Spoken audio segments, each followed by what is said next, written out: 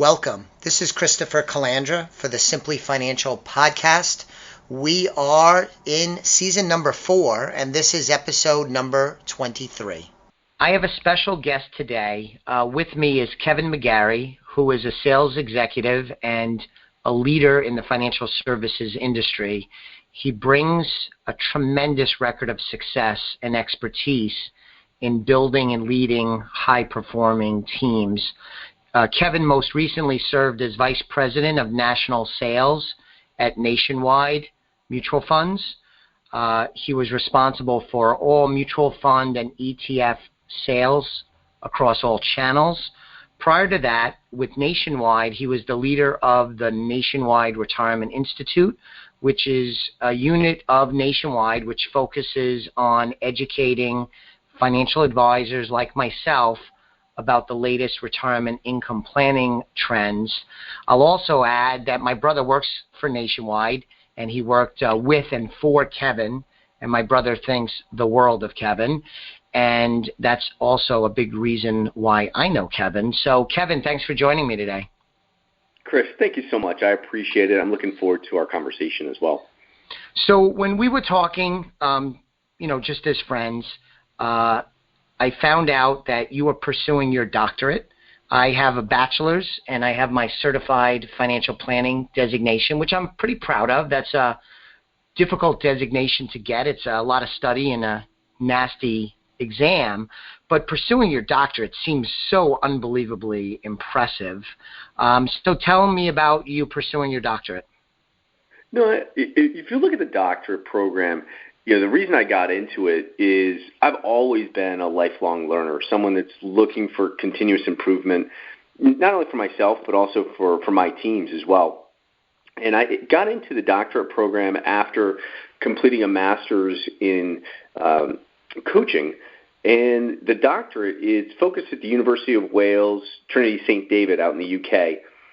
And the doctorate will be in professional practice of coaching and leadership. So it's really I'm now into the thesis, which is really focused on leadership itself. But it's just a great opportunity to continue studying, continue to advance my own knowledge of the industry and what I can bring to my teams and obviously the firms that I work for as well. That is awesome. I think you and Kristen, your wife, actually, you went to the UK for a ceremony of some sort, right? Yeah, we had for the Middlesex University, which is where my master's was, I had an opportunity to walk at graduation, which is awesome. I actually had an opportunity to speak at graduation as well. But it was, over there, spend a little bit of time and go through the ceremony, which was awesome for my daughter to see. And then went back through the doctorate program. There's a residency about once a year, so go to Wales and spend about a week going through classes and just an opportunity just to meet a bunch of people throughout the rest of the world, but also spend some time studying as well. That is terrific. Now, in your previous role as national sales manager, and as I said with the Retirement Institute, I think it was similar, not identical, but similar role. At that level of organizations, a big successful company like Nationwide, is it common for people in those roles to have a doctorate? It seems that this will make you a unique characteristic of your resume, no? Very much so. In most sales leadership roles, you find folks with a bachelor's, occasionally a master's or an MBA. Very rarely do you see somebody out there with a doctorate or even pursuing a doctorate. It seems to me, having been in the business, Kevin, for 28 years now, and this is just my sense, I haven't put any analytical rigor to it, but it seems like a lot of people that rise to the level of national sales managers, and I'm not saying there's anything wrong with this, it's just that they were very successful as salespeople running territories, and then they climb the ladder, but don't necessarily have the management educational background that you have. It's pretty impressive. I'm impressed. That's why I wanted to have you on the show. I could say that I had a doctor on the show. That's pretty cool. We're almost a doctor. Almost, not yet. When will I have to call you doctor? No, just It's one of those things where you look at this industry, you tend to see leaders kind of emerge as your top salespeople become sales leaders, and then kind of become nationals and move up within organizations. And a lot of times through financial services, there's not the training as far as how to lead, how to manage, how to motivate folks. And I've always looked at through my career, what are the best pieces I could pull away from my prior leaders, or the best and the worst, and how do I emulate the best and change the worst traits that you see. And that's what studying leadership and motivation has really been helpful for me to just become better at what I do, and then bring the best of kind of all industries to my own leadership skills and leadership style. Wonderful, wonderful. One of the key reasons, and you have to admit, right, to all my listeners, I've been after you a while to get on the show, so I finally hooked you in on the schedule, is one of the things I wanted to talk to you about is your doctoral thesis. Can you tell us what your thesis is? Yeah, my thesis, it's focused on the millennial generation. And so each thesis is going to have kind of a question that you're going to answer. And the question that I've kind of created is, how will leadership need to evolve to effectively lead the next generation of millennials within financial services, legal, and accounting industries? And I picked those three because they kind of intersect, as you know, right? From a financial services standpoint, Sure. Your clients are working with legal to do trust work or what have you, and they're working with their accountants on a regular basis. So the three services really become a partnership and a core of for an individual client to work with. And so I'm really trying to understand leadership will change, and how does it need to change effectively to lead that millennial generation? So I think that's terrific, and actually I think in your master's you had studied something relating to why some people are high earners, or the traits of high learners, right? So it's kind of a related topic. What was your master's? I know I'm mucking up exactly what it was, but tell me what your master's was. So my master's thesis was focused on motivation and what motivates top-level sales professionals from mid-level sales professionals, and are the motivators different in way from a sales leader?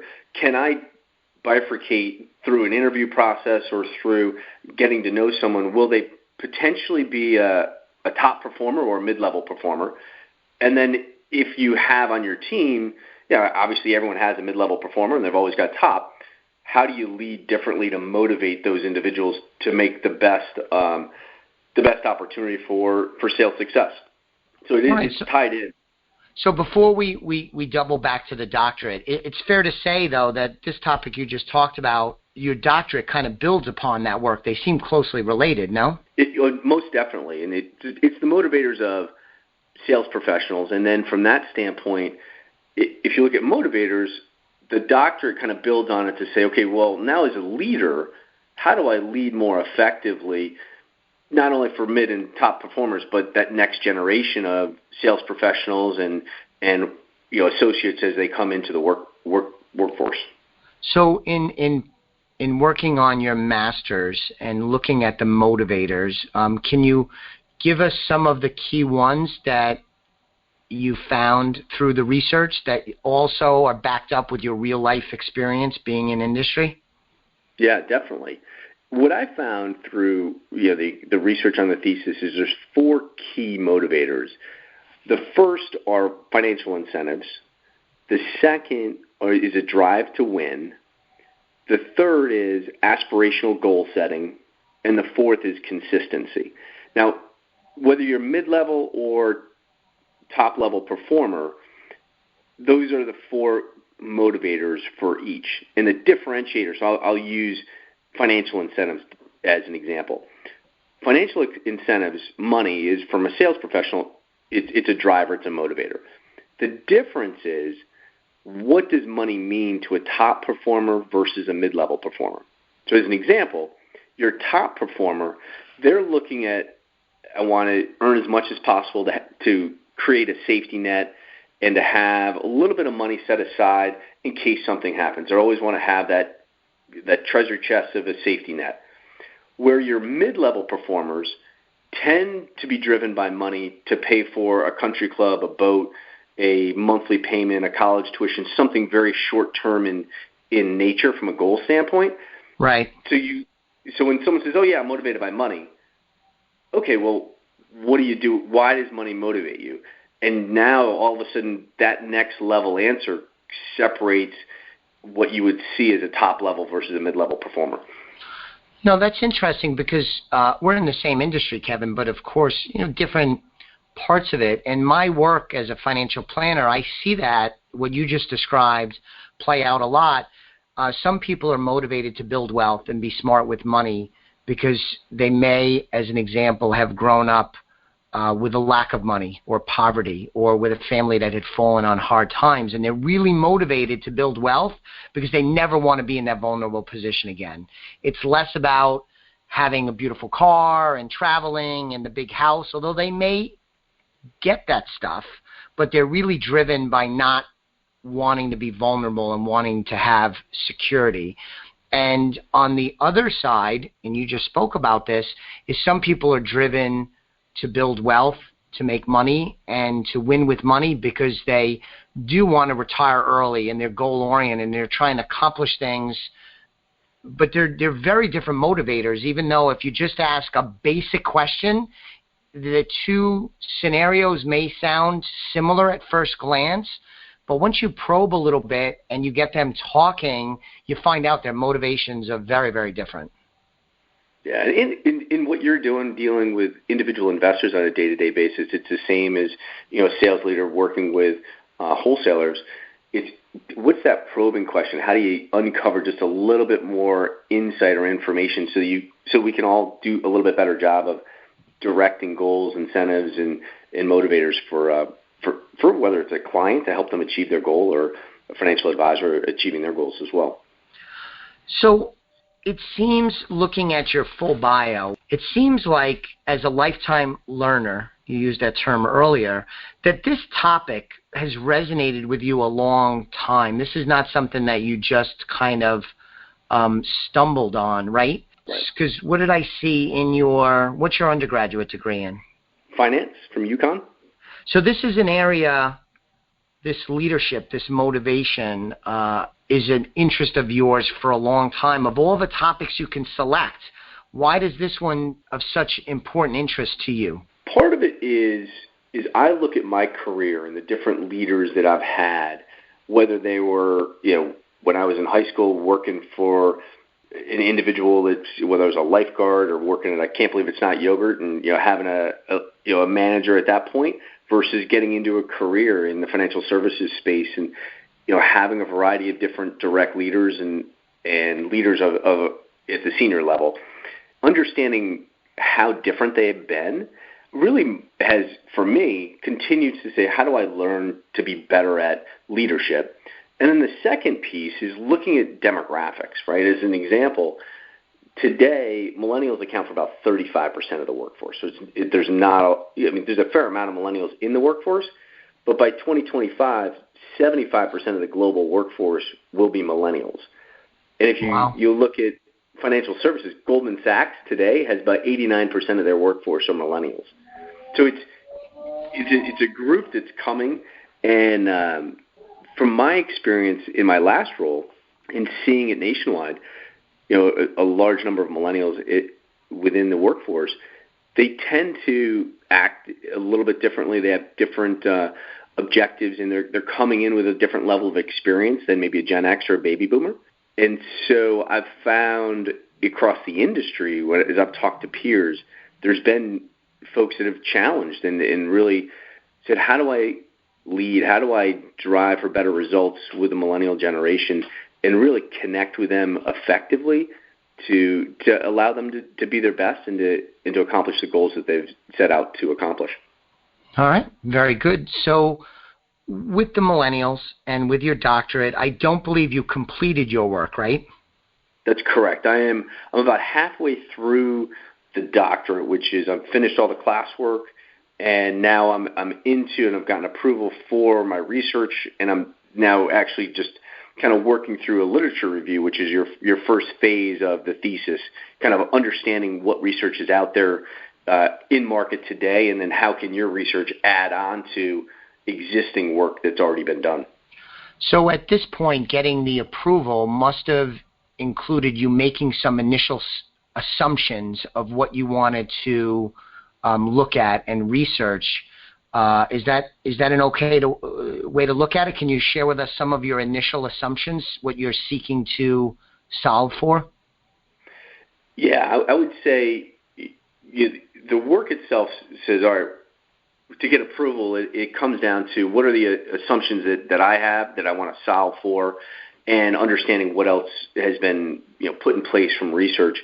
The assumptions that I've looked at, and it's through conversations I've had with millennials, with other leaders that are leading millennials, and whether they're a millennial themselves or not. But the initial assumption is that millennials are, to some extent, misunderstood by leaders. Many leaders, they think millennials want to get promoted before they're ready. They don't work hard. They want to come in late. They want to leave early. There's a bigger focus on work-life balance, but more tilted towards life than work.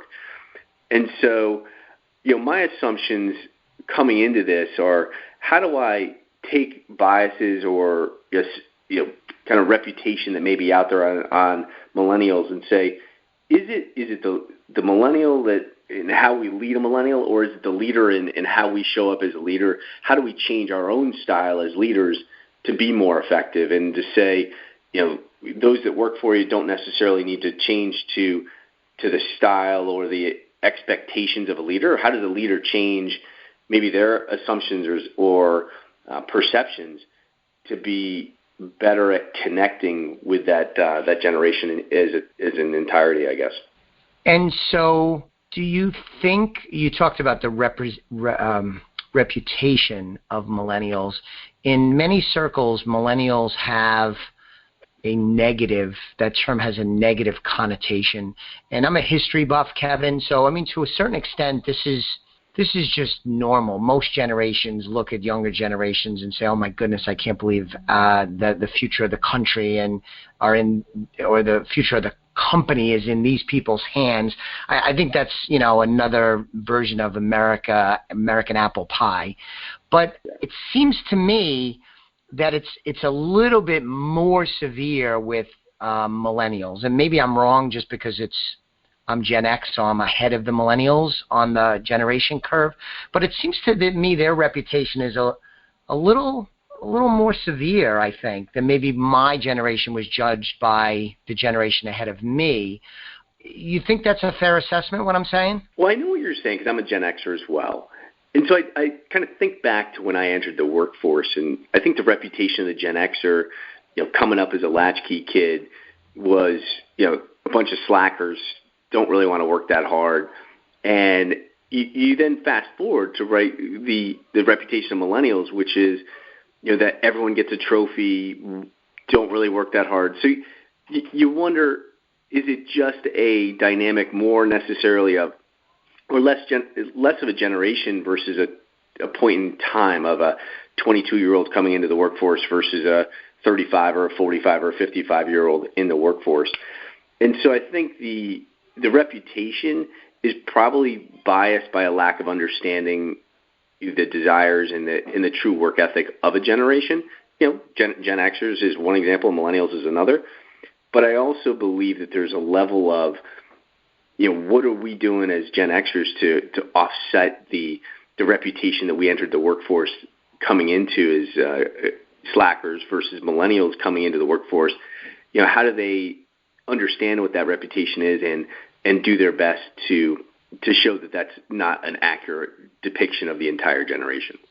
And do you think in general, now listen, every generation, Kevin, has their bad eggs, lazy people. Every generation does. But this overall reputation that's kind of negative, do you think by and large it's well-deserved? My experience is limited, but at the same time, between clients that are millennials, and I have a small team here at Elliott Wealth Management, but we have much of the team is comprised of millennials. 3 of the 6 or 7 are millennials, it's a little bit of like the haves and the have-nots. I mean, it seems to me there are some millennials that are amazing, hardworking, creative, do have old school American values that might have been updated a little bit, but are very similar to Gen Xers and other generations that have come before. And then there's another group that I think is where the reputation comes from. And I think they're a smaller contingency, but they're the ones that you get like live in your mom's basement and want everything today and are a little lacking in the work ethic department. But it seems to me I have no worries about the millennial generation. There are enough outstanding millennials to carry the day and make up for, to be nice, the weaker part of their generation, those that aren't that interested in working hard or smart. Is that your opinion too? It is. And one of the things I've seen is in having millennials work for me and working with a number that didn't work directly for me, but I've interacted with over the years. What I find is those that have a purpose and know kind of what they're focused on and where they're going, I mean, they are the most innovative, hardest working. They're going to get it done. They might do it in a different manner, right? So they might come in an hour late because they went to the gym in the morning, but they'll stay an extra hour or 2 hours late. They're going to get done and be more efficient and effective at what they're doing, and they're probably much more adept at technology and being able to utilize the resources that they have at their fingertips to bring together better solutions. So I'm very optimistic for the millennials. They will lead this country and obviously the companies that they work for very effectively into the future. And so I'm definitely optimistic about it. So you mentioned purpose. And thinking back, I'll be 50 this year. I think you and I are similar in age. Mm-hmm. Yep. I don't remember when I was in my 20s the idea of Gen Xers with the idea that work needed purpose.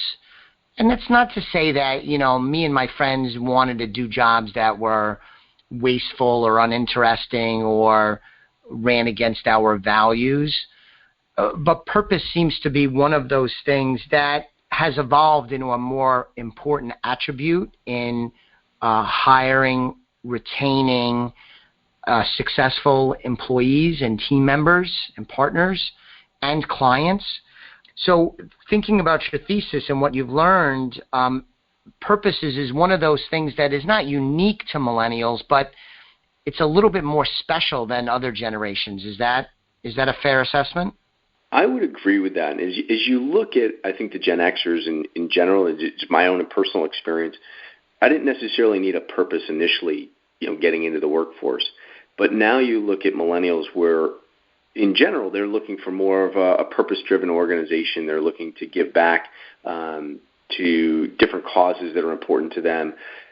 And from a retention standpoint, from a motivation standpoint, having that purpose structured effectively, it really helps put everyone on the same page and going in the right direction. I think over time, me personally, purpose became more important. But initially, it wasn't there as it is today for millennials coming into the workforce. And can you think of other things relative to leadership and millennials that is sort of special? Again, I think every generation has elements of this. That's why I'm trying to find the right term. But can you think of another example that would be worth noting when interacting with millennials because of just something special related to their generation and the world that they grew up in? Yeah. Millennials, in just the research that I've seen, is millennials have grown up with parents that they were, and teachers and quote unquote authority figures that they were encouraged to question, and they questioned, why are we doing that, or having a different dialogue with and a different relationship with their parents. And so that mentality has transitioned into the workforce as well, where millennials in general are much more apt to speak up, and which is fantastic because they've got great ideas, but they're much more apt to jump into a conversation, have a a more effective conversation with a senior leader that prior generations at their same point in their career probably would not have had. So you get their viewpoint much more effective and earlier within a conversation, and it goes up the ranks of the organization. So that also then comes down to the leaders to say, it's now on me as a leader to explain the why, to make sure that everyone understands why we're doing something and where we're headed, and to be able to be willing to hear the voices of all those across the organization that are now, frankly, more willing and able to give that opinion than maybe prior generations would have at the same point in their careers. Beautiful. That's good. That's really good. Can you point to anything with millennials where you would be a little critical, where you say this characteristic or element to millennials thinking is an area that, as a leader, you would like to see them improve on as they mature into the workforce? And that's not I'm not suggesting they're immature in the workforce, but is there anything you could point to a little critical that you think is an area of improvement for millennials? Of course, we're stereotyping, but we're talking about a huge class of people. But is there anything you could point to? Yeah, the one thing that I would say is there are individuals that have, they're coming into the workforce, the professional workforce, without prior work experience. So many folks that we've seen in my prior organization that were coming in as new employees out of college, were playing sports in high school, played sports in college, which is great, background, or maybe they were doing some sort of activity, and then their first job was the first actual paid job was after college at a major corporation. And so it's just taking the time to understand what the norms are, what your certain expectations of, coming to work, and, how does that work environment work, and just kind of understanding the culture of an organization, obviously still bringing their individuality to work, but also, knowing it may be a first role to take the time and kind of ask the extra questions of what that organization expectations are for folks. So that's good, and you handled that delicately. That was very good. That was very good, Kevin. I think it's good advice. Let me just ask you one thing. Now, obviously, I'm not working on my master's or my doctorate, but one of the things I've observed is that millennials are fearless. You could pretty much throw anything at them, and they'll be game to give it a try. Regardless of their experience, their exposure, they seem not to be timid in any way, and that's a blessing and a curse, because if they're not careful, they could get thrown into the deep end and perhaps have some difficulties. But setting that cautionary part to the side for a moment, it's a wonderful, wonderful characteristic. Their appetite to learn, to try, to participate, to get in there, get dirty, get involved. I think that's one of the special, under-discussed parts of the generation that I see. Can you speak to that? I would agree with that, by the way. The millennial generation grew up with instant access to any question that they had, or instant access to knowledge, where Gen X baby boomers came to work with the knowledge that they had acquired through previous work, through education, and through personal experience. And so now you've got a generation that's coming in that that believes that they don't need to know it because they have access to the answer, which frankly is true. So they are a little bit more aggressive. They're say, hey, we can go get this done, even though per se they may not have the knowledge, but they know how to get the knowledge. Absolutely. And so they're leveraging all of their information that they can access through peers, through any knowledge online, to be able to bring that expertise, even though they don't have it embedded in their own personal experience. It's the first generation that's had access more so than anybody else to. Yeah, no, that's good. And as a leader, I have not led as big of organizations as you have. I'm a small business owner. But I think as a leader, probably regardless of big or small, is it's an advantage as a leader, because there are some times when I'll be like, hey, I'd like to do this. Can you look into that or research it or build it or whatever? And they'll ask me questions, and I could literally say, I don't know. I think it could be done. I have a feeling it could be done, but I can't really tell you how. And they are very game to figure it out. I could tell you, like, the youngest member of my team is 24.